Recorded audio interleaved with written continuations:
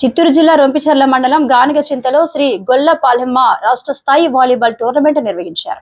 పడ్లైల వెల్తూరులో జరిగిన పోటీల్లో విన్నర్ గా గానిగచింత లోకేష్ సత్తార్ టీం ట్రోఫీని 20,000 రూపాయల నగదు, రన్నర్ గా నరసింగపురం జట్టు రన్నర్ ట్రోఫీతో పాటు 10,000 రూపాయల నగదు అందుకున్నారు.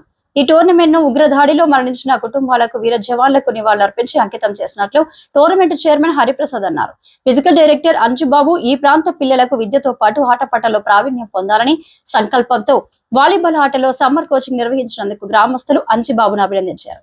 స్థానిక ప్రముఖులు హాజరై రన్నర్ విన్నర్ గా వచ్చిన జట్లను బహుమతులు అందజేశారు.